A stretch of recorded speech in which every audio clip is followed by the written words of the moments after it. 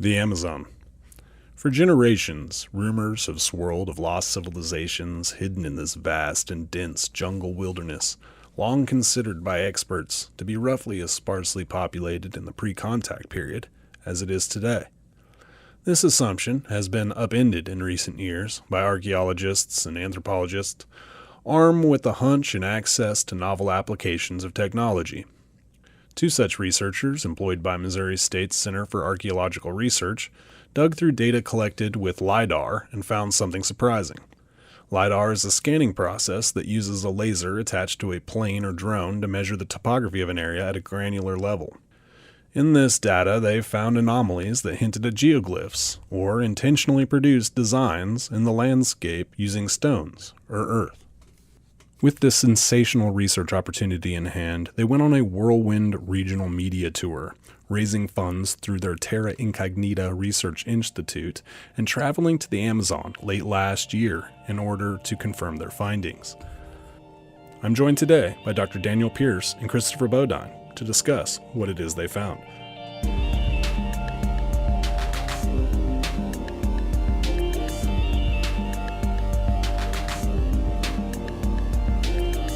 Let's start with just a little bit of introduction. Daniel, why don't you tell us about yourself? So I am from Missouri. I grew up in St. Louis. Okay. I did all my undergraduate in St. Louis, and then graduate school. I got my master's, my PhD at Mizzou. Mm-hmm. So kind of Missouri through and through. After I went to Mizzou, got my PhD, I did a postdoc there, and then I did another postdoc in France for 2.5 years, then in Florida, and made my way back to Springfield. My research has always been primarily based in Latin America and Mexico and Guatemala and Belize. I'm an anthropological archaeologist, but I do a lot of what we call archaeometry, so that's using the sciences for the application of archaeology. So I use a lot of chemistry and geospatial analysis, stuff like that. And Chris, tell me about how'd you get tied up in this? Yeah, I'm from Springfield, actually. I grew up in Willard, went to Willard High School. Then I went to Mizzou for undergrad. After that, I went overseas. I went to Europe for my master's, and then I worked in the Near East doing archaeology for a while. And now I'm back here at the University of Arkansas doing finishing my PhD. And I mostly do like geospatial science, like remote sensing, things like that. And that's how I got into this project. Okay, and so that seems this idea of archaeometry, of using GIS, using LiDAR, all kinds of technological tools to look at things without necessarily physically surveying them. That's kind of at the base of what took this project off. Is that true? Or Yeah, that's how it started. We looked at, so NASA in the early 2000s did some biomass studies in the Amazon where they took LiDAR data imagery from an airplane to try and measure the health of the canopy. So you can use the point clouds to see how well the canopy's growing or not growing. And we used that data, went through it and reprocessed it and removed all the stuff they wanted to look at to take everything off so we could see the bare ground. Mm-hmm. And so, I mean, what's that look like? Are you looking at it, by the acre? Are you looking at it at a 10,000-foot view? Or or do you start with something like that? That's a lot of data. It's actually not a lot of data. Okay. So the Amazon is about 1.6 billion square acres, and we have maybe a couple thousand acres of LiDAR data. So we have very, very Just little. a little patch in that whole big green space. Yeah. So when we look at a LiDAR tile, it's maybe 1,000 acres, maybe 500 acres, and that's it. And then it's made up of millions of points that make up the point cloud. Mm-hmm. And each one of those points is classified based on when it comes off the sensor, it either hits the top of a tree, it hits the tree trunk, or it hits the ground.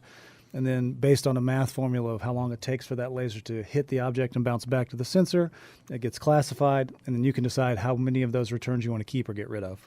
Okay, so you can kind of, it's not really zooming, but like you're stripping down the layers and getting down to that. So I can take ground. off all the leaves and leave just the bare tree trunks, or you can leave buildings, take out all the vegetation, or you can take everything off and it just leaves what would be on the bare earth if there was no vegetation or no buildings or anything in the way. So, I mean, you don't have a lot of data. You're kind of throwing a dart at a board here. Yeah. Yeah, pretty much. But you found something. You stripped back those layers, and what was there? What'd you guys see? we found some geoglyphs. Which is like a man-made feature out of the earth, the geometric shapes, squares, circles. Like Nazca lines. Kind of like Nazca lines, yeah. So far in the Amazon, they've not found any animal shapes like they do at Nazca. I think there's like birds and things like that, monkeys. In the Amazon, so far, it's geometric shapes and roads. Okay. And so you found this working at CIR, at the Center of Archaeological Research, is that right? Or are you doing this just kind of on a... how's it get started? How do you Well, find yourself looking at this data? We kind of started with the intention originally was to go directly through the university and through the Center for Archaeological Research here on campus. Right now, with the way I guess kind of like political and economic climate is, like grants are really difficult to get, more so Right. than ever before. Yes. University funding, not just here at Missouri State, but at all universities, is pretty like in flux right now. And one of the first things that really gets cut is funding for research. Sure, especially traveling halfway Yeah, across especially the like country these kind of and- like yeah. crazy ideas about finding lost cities and things Right. like that. So Christopher and I, we had an idea to start a nonprofit research organization ourselves to kind of run parallel to the university, so we could actually solicit donors, private funders. We could partner with businesses if businesses wanted to sponsor our organization or anything like that. And that's a way that we could kind of get some of that funding anyway. So we actually crowdfunded the entire expedition. And we because we did it that way, we tried to keep as much as possible, just to keep things fair. We tried to keep as much as possible outside of the lab at the university here. Sure. So the project was done basically entirely on our own time, like nights and weekends, like just working extra time. Just So to this the is project. yeah, that's incredible. I mean, we're talking about potentially a pretty profound discovery here, and we can talk more about about the discovery, about what you found. But I mean, like for that to have happened, I mean, just doing it in your free time is great. I mean, I know there's a lot of people out there listening who have that passion project or side hustle. And Yeah, I mean, it's got to be so rewarding for it to have like actually turned into. Yeah, I mean, when we think back of where we started an organization about a year ago. Is when we like really like started putting things in motion to like set up the nonprofit and started naming the organization, naming the project, working on our permits and stuff. To think at that time, like we had an idea. It's not unprecedented. There's other institutes that do this. Research institutes like the Santa Fe Institute comes to mind that does a similar type of thing, but it's not common, and especially not like two researchers. I work here at Missouri State University Right. as just a staff member. Christopher here is a part-time staff member, and so like for people at like kind of our position to pull something like this off is kind of bizarre. It's kind of odd, and we knew that it was kind of crazy going into it, but we also were really excited about everything we were doing, and we're both crazy enough that we have little better to do with our time. I mean, I guess our families, but like, so we every day, even to this day, all day, Christopher and I, like, we're in contact with each other, like, about this organization, like Sure. getting things set up. To think that a year later we would have had all the attention that we've got, all the press, all the donations. We're in talks with TV studios. We're in, all kinds of stuff. Big multi-million-dollar businesses are talking to us. And so we've come a long way, and we are just kind of like making things up as we go, kind of. Yeah. We're archaeologists, man. Like, we're not PR people. We're Right, not well, businessmen. We're just kind all of of a trying to sudden make it work. And Found yourselves as a real life Indiana Jones, like straddling the line between like doing the work and having this whole other persona. Like you have to sit in a room like this and talk to a stranger about it. Yeah, I remember the day that I found when I was processing the LiDAR. It was a Saturday morning because I was either doing it late at night when my kids were asleep or early in the morning, and my daughter was eating cereal sitting on my lap, and I was like, oh, look at this. And I immediately called him. I was like trying to take pictures of it and send terrible pictures to him. Say, look, there's something here. We need to go check this out.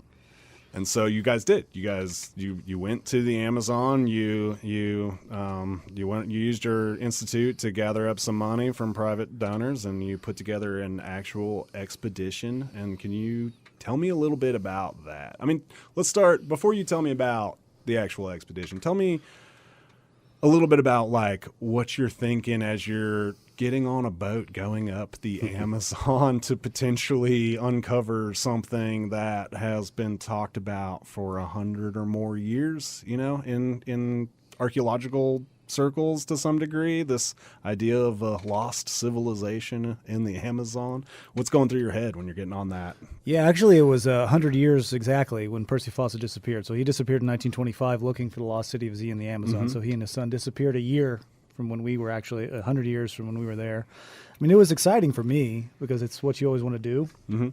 as an archaeologist, and it's rare these days to be Yeah. able to actually like go have that real, I guess, Indiana Jones type adventure. Like that stuff doesn't really exist anymore. Yeah, it's in the a world. little bit different than like survey or like cataloging pottery shards in a well-documented Yeah. site. It's a little bit different work, right? Yeah, so this is one of those rare chances where you can go somewhere where nobody's been or find something that's never been seen before.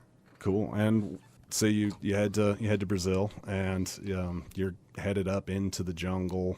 What did you find? Were your expectations rewarded? Were you finding what you were looking for? Were you finding what you thought you would find? Were you surprised at all at what you found? So overall, I mean, there's some aspects of the journey itself to get there, and like some of the logistics side of everything that kind of surprised me a little bit, and in some ways, like it was better, it was easier than I thought it was going to be. Some ways are a little bit harder, but as far as like the results of our expedition, like I could say like we absolutely found what we were hoping to find. Like we were going down there to georeference, or I'm sorry, not georeference, but to ground truth these geoglyphs that we had seen, and we wanted to confirm them with our eyes because we're trying to be good scientists. We need confirmation, you know. Right. So it's not just an anomaly in the data. And we were down there, and it took us a few days to, like, once we were on site, to actually track these things down in the field. But like we were able to identify them there. We were able to ground truth and confirm that they were there. But we also, as kind of an unexpected result, was we actually found a lot of other evidence as well related to the same culture, but unrelated to the geoglyphs, like other types of evidence that's not geoglyph.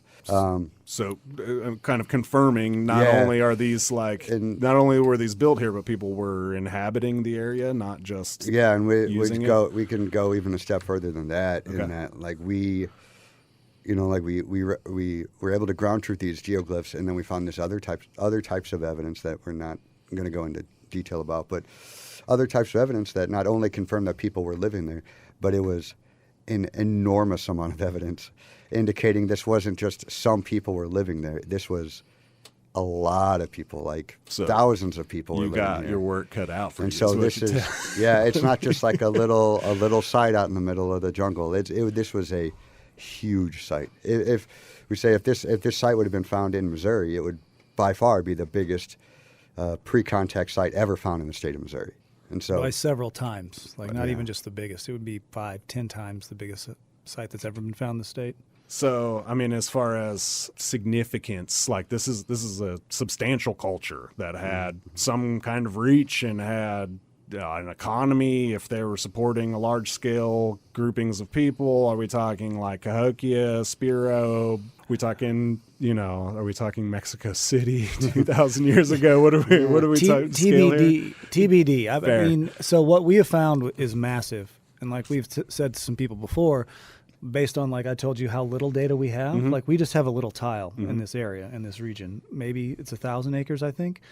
And the statistical chances that we just happen to find the one tile that exists that's the biggest site is not very likely. So the fact that what we found is the biggest thing out there is probably pretty small. Yeah. So there's probably likely a bigger site, or this is much bigger than we could ever think. But we won't know that until we can go survey and get more data. So you may have discovered Cincinnati, but there's a Chicago out there somewhere. Kind of. Exactly. I mean, I think it's like Chris It's all said, speculation, obviously. I mean, I think it's pretty grounded, though, Yeah. to think that, because, like you said, statistically, the odds of out of all of this region of forested Amazon, we've got the one LiDAR tile in it, and within that one LiDAR tile, that's where the biggest city was. Like, it's pretty unlikely. Right. You know? Yeah. I mean, it's throwing a dart at the map and hitting New York, like hitting Manhattan, right? Like And it is grounded in data and facts. So, like, Daniel, it's hard to explain to other people. Like, we've done archaeology for years. Sure. We've excavated all over the world. We've been at different sites, different cultures. Like, the amount of evidence that we saw is, to us, so clear that it was huge. Like, you don't find this amount of evidence in sites that are not just massive.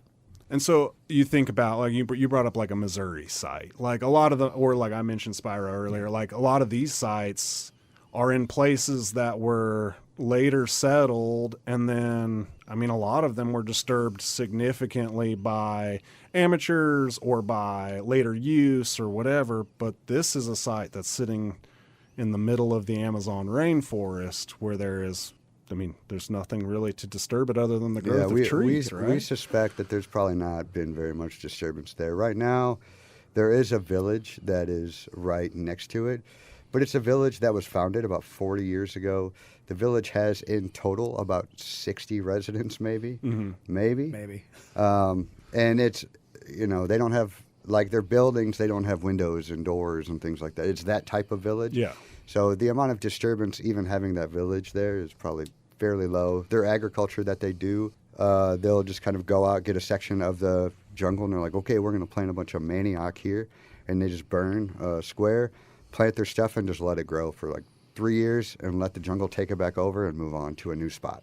And so it's not like hundreds of years of plowing and things like that. Yeah, it's not like a site in Oklahoma or Kansas. And we don't even have any evidence of Portuguese extracting, like doing logging or anything there during like the colonial era. Like there's not even really evidence of the Portuguese being there. So we think that there's a chance. It's clean pretty site. Yeah, like the first layer you hit is not going to be somebody's campsite. It's going to be paid. No, Right. yeah, and the That's jungle is exciting. completely taken back over the site. Yeah. It's so thick that you can't see the geoglyphs without looking at the map and the data and knowing that we're on top of it and then kind of investigating a little bit. Because I couldn't see for 5 feet in front of me. If Daniel was walking and I stopped, he disappears. The jungle's so thick. And most of the trees that are in this area in this site are Brazil nut trees. And the other, I forgot what it's called, but it's the typical Brazilian like Amazon tree you see in the TV. Most of those trees are 100 feet tall, and they can live 5, 6, 7, 800 years. So to be that big, nothing has been there to clear that area for at least that long.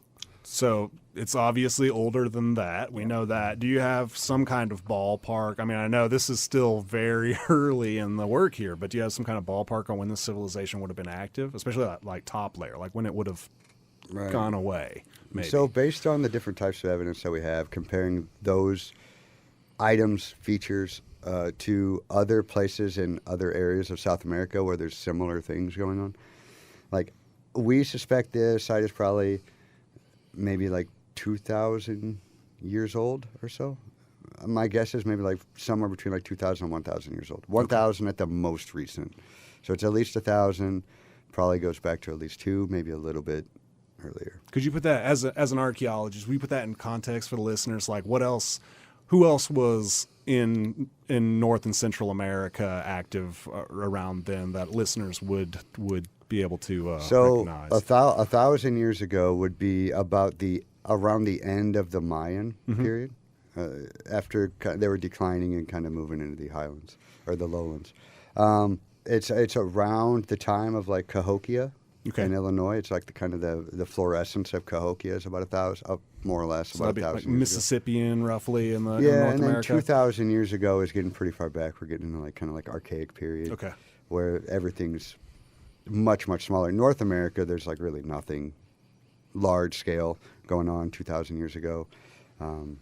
Mexico, where that's the beginning of the Mayan period. Right. Like it's getting pretty far back. That's quite. It far predates stuff like cultures like the Aztecs.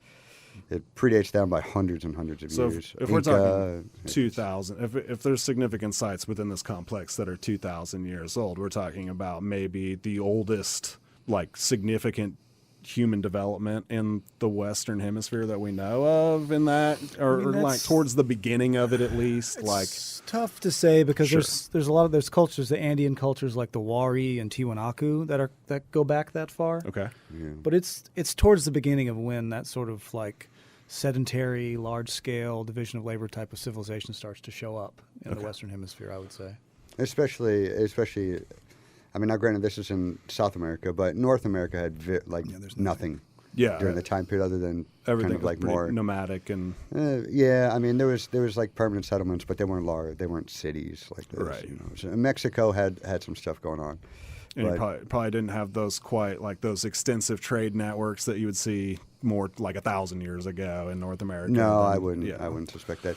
Especially like down there in the Amazon, these people might not have even had these big trade networks because there's so many resources right there. Like these sites are right on the river also, so there's aquatic resources as well as terrestrial resources. So So 1,000 years ago, 2,000 years ago, what does the Amazon basin look like? Is it still just, I mean, choked with trees and vines like like people listening are probably imagining you guys disappearing into the jungle, or are we like, what did it look like back then? A big river basin. So that's what we thought. That's what we thought for a very long time, which is why archaeologists basically for the last part of the 20th century ignored the Amazon basin. Sure, who's going to live in there, Yeah. right? Or how are you going to find it? And if they thought the didn't? soils were too thin. It's like we all learned in like elementary, like the oxasols, the red dirt. Like once you cut down the Amazon, it can't grow back. But in the last decade or so, some ecological studies have gone on down there, and they've actually found out that there's stuff called terra preta, which is black earth, which is like compost. So it's anthropogenic. Like the only way it exists is if people make it exist. Okay. And they found that all over the Amazon basin, and they've also figured out that the trees didn't exist. So like the Amazon basin was probably partly savanna, partly forest. So I sometimes say it's kind of like Missouri. Okay. So there's lots of open fields where there's space, and then there's pockets of trees here and there. And that's where these people would have built these things. Because, for example, most of the geoglyphs range in size from 300-400 feet across. Some of them go 1,000, 2,000 feet across. And you can't build that if there's trees and forests in the way. There has to be an open area that big for this to happen. So, no, the Amazon was probably much different than it is today. That's fascinating because, I mean, yeah, you think about 800-year-old trees, you assume that they've just been there forever. I mean, I would assume they've been there since the Carboniferous or something. And they think maybe that the reason the Amazon was able to take over so well and become so thick is because the people that were living there had made it.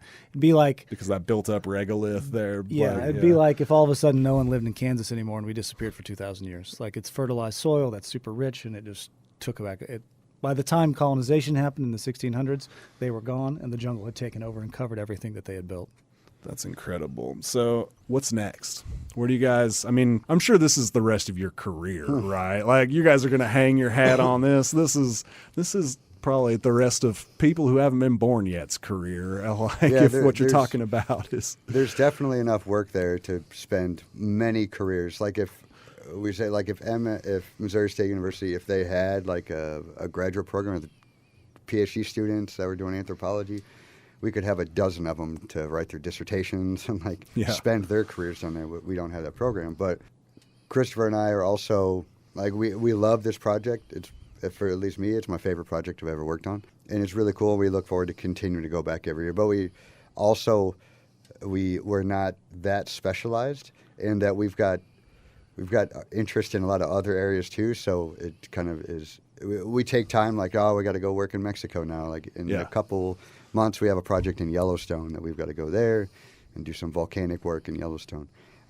But for this project, we intend to go I'd like to go every year from here until I'm dust. Yeah. Just keep going back. I think right now our hope is that we can go back late in the summer, early spring, if we can get the permits in time and the funding. We'd like to fly more LiDAR, but fly our own LiDAR so we can expand the coverage, and we can use some of the information that we learned this past trip to kind of inform us on where we should target more LiDAR. Because we've got geoglyphs that go. There's one of the main geoglyphs that we found. It's got like a road that goes off the back of it, and that road goes off the LiDAR. So we don't even know where it goes. It could go, I don't know, it could come to Springfield. It could come all the way up here for all we know. It's not likely, but there could be a city off the other side of the LiDAR tile. And you can only go about a mile a day in the jungle. It's so thick. So we weren't able to make it that far this trip, so we'll need more time when we go back. But yeah, we have such a small area, and where they found geoglyphs in other parts of Brazil, like in the southwest, where it's been deforested, they're almost never by themselves. Yeah. Either way, either this is extremely unique that it is the only geoglyph in 1,000 square miles, but more than likely there are other geoglyphs, many more geoglyphs that we just don't know they're there yet. Yeah, and again, coming back to that, you guys just have that one tiny sample, and what are the odds that could just be the pay dirt and that be it? Extremely, extremely unlikely. Right. Yeah, I mean, that's crazy. So tell me, if you go down, you take your own, you want to fly your own LiDAR, what's that look like? As an institute, what are your next steps? Will you be gearing up? I mean, you're going to Gonna invest in a UAV or? So we need more than a UAV. A UAV, so that's a lot of what I do. My background is like geospatial stuff. I used a lot of UAV stuff. You can only collect about 400 acres a day of Okay. UAV LiDAR, which is not enough. So you need to buy your own So we satellite. so we need an airplane. Okay. And we've already been in talks with a company. It's one of the larger companies that makes LiDAR sensors. We're going to have some meetings with them. In 2 weeks, we're going to go out to Denver for a conference. We're going to meet with them. And they seem willing to work with us to let us borrow their stuff and take it down there. And so what you do is you put the sensor onto an airplane, and then you fly over the jungle and collect the data. And with the sensor that they're possibly going to let us have, you can collect about 6,000 acres a day. That's incredible. And how accurate? I mean, you're seeing extremely accurate. What's the tolerance on these points? So it depends on the sensor. You can have some sensors. So like the data we have is only about 3 meter. Right. But you can get some LiDAR sensors nowadays can have centimeter level, so 2 centimeter, which is probably too much for us because then it's too noisy. Right. So we probably with want all something the like leaves and everything going to be an issue. a meter, half meter is probably the sweet spot, because if you're going to look at 6,000 acres worth of LiDAR, you don't want centimeter. It would take forever, and you're going to see things that are going to be confusing. You just want the big stuff to kind of narrow it in. So, and if we can do that and we can go for a week or 2 weeks and collect 60,000 acres, it'll actually be the largest mapping project that's ever happened in the Amazon ever. Are you analyzing all that data? I mean, are you mostly doing visual checks? What kind of, how are you, I mean, I know you said that you're filtering it quite a bit, but like once you've got it filtered and you've removed most of the noise beyond just looking at these point clouds, how else are you analyzing it? Yeah, so you can take the point clouds, and what you do is you interpolate those points, and it creates a surface, so a digital elevation model of the surface. And then with that, you can kind of see basically like what it really looks like. And so you can see the geoglyphs, like, You just pop right out. just at like you. it was a aerial photo, like a satellite, a Google Earth picture. Yeah. So if you're lucky, sometimes you see little mounds. Like if you do it enough, you get good enough. You're like, oh, this is this thing because I've seen this before and I've been there on the ground. Sure. And that's one of the reasons we had to go ground truth, is because there's anomalies in the data that might be something, but you don't know what it is until you actually go and look at it. And then now going forward, all those things we've seen, we'll know what those are when we see them in the data. And then we can start to sort of direct where we're going, or say there's a bunch of these things here or these things there and things like that. I think we're about running out of time here, so we can kind of try to bring this home. What for you is, what are you trying to take away from this, I guess, personally? And what would you like, I mean, what do you hope, people, I guess, what do you hope civilization takes away from, can learn from the information that you are gathering and compiling and analyzing? I think one thing that I am particularly interested in as far as takeaways is that I'd like to be a part of like the better understanding of the Amazon as a whole, and I guess like environments such as these that, like Chris said, for so long we believed, like just the scientific community as a whole believed that these environments were just too hostile for people to ever have like large scale civilization there. And now we are starting to see that that might not be true, because there's other people that have done what we've done. In the Amazon, there's a handful of, other sites. I think there's about 1,000 geoglyphs that have been identified. None anywhere near where we are, but in other parts of the Amazon. Being able to be a part of that kind of rewriting of history and showing that, the people that were there, maybe they had some ways of living that we could probably learn from as well, that they were able to not just survive, but thrive in an environment such as this. That kind of maybe helps us kind of survive better, I guess, in today's. I like that. Work Christopher, you got any takeaways from That this sounds pretty work? good to me. I don't know how I could add to that. Well, thank you, gentlemen, so much for joining us. It's been a fascinating conversation. I wish you all the luck. I hope that this is a really fruitful research avenue for you guys. And honestly, like as a Missouri State soon-to-be alum, a guy who's on staff, like it's exciting that it's happening here, to be honest. I mean, it's exciting that it's a couple Missourians, an Ozark boy. Like that's great. We love that. And my last question is, Daniel, where can I get a bald knobber hat like that? That's too good. Actually, so it's it's our research institute, right? So we actually have, because we're trying to do the whole thing, raising money, so we actually sell merchandise. So this is the bald knobber hat that I'm wearing. It's actually like one of our logos for one of the projects that we've done. and it's an article that we put together. Me and my wife, actually, we wrote together about the Ozarks history and how the entertainment industry has affected the way we think about Ozarks culture and Ozarks history. And the bald knobber is our little logo. So on our website, we've got a merch store that we sell all different logos that we have for different things, and like shirts, hats, and stuff, just so we can try to raise a couple bucks here or there to fund the nonprofit. So I will put a link to that in the Absolutely. show notes for Appreciate sure. it. Thank you to Dr. Daniel Pierce and Christopher Bodine, who will be giving the plenary session on their Amazon work at the upcoming Missouri Academy of Science annual meeting on April 11th at Missouri State University. And thank you, listener, for joining us for Talking History, a presentation of KSMU and the Missouri State University Department of History. You can catch us every first Thursday at 12:06 after NPR News. The show is also available along with our entire back catalog at ksmu.org or wherever podcasts are found.